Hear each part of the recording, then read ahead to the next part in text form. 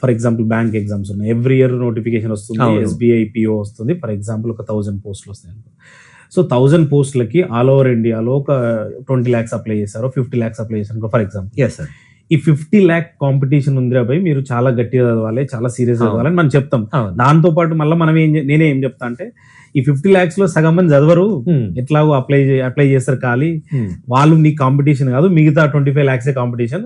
ఆ మిగతా 25 lakhs అయితే చాలా సీరియస్ గా చదువుతారు, అంటే కోచింగ్ తీసుకొని అవి చేస్తారు. బట్ అందులో ఉన్న లెవెల్ ఆఫ్ ఎగ్జామ్స్ లో మనకు ఫస్ట్ ప్రిలిమ్స్ ఉంటుంది, మెయిన్స్ ఉంటుంది, ఇంటర్వ్యూ ఉంటుంది అని చెప్తాం కదా. ప్రిలిమ్స్ లో కేవలం 1:13 రేషియో, అంటే ఒక 13,000 మెంబర్స్ క్లియర్ అవుతారు. నువ్వు జాబ్ రావాలంటే నువ్వు 13,000 మెంబర్స్ లో ఉండాలి.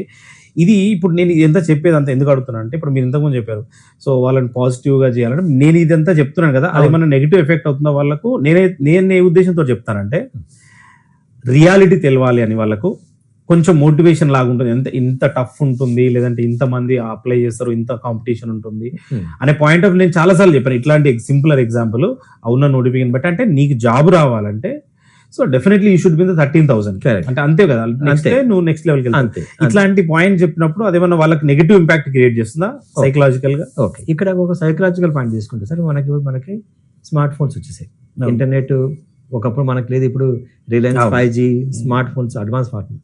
ఇప్పుడు కొంతమంది స్మార్ట్ ఫోన్ని బెనిఫిట్కి పాజిటివ్ దానికి వాడతారు, కొంతమంది నెగిటివ్ వాడతారు. అంటే ఇప్పుడు ఇక్కడ స్మార్ట్ ఫోన్లో తేడా ఏం లేదు, వాడే విధానంలో తేడా ఉంది.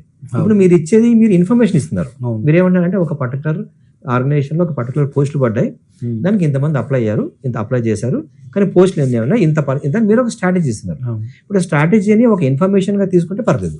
ఇప్పుడు ఆ స్ట్రాటజీని తీసుకొని ఆల్రెడీ సార్ చెప్పారు 13 లక్షల్లో సపోజ్ దాంట్లో 50 మంది ఎగ్జామ్కి రారు అంటే, కొంతమంది ఎగ్జామ్కి వెళ్ళే కేటగిరీలో నేను ఉన్నానని అనుకోవచ్చు, ఇంకో నేను ఎగ్జామ్లో లేని కేటగిరీ అనుకోవచ్చు, తర్వాత పాస్ అవుతామనే కేటగిరీలో కూడా పెట్టుకోవచ్చు. ఇప్పుడు వినే వ్యక్తి ఏ కేటగిరీలో, అంటే ఏ బాస్కెట్లో తను వేసుకుంటున్నాడు అనేది ఇంపార్టెంట్ అవుతుంది.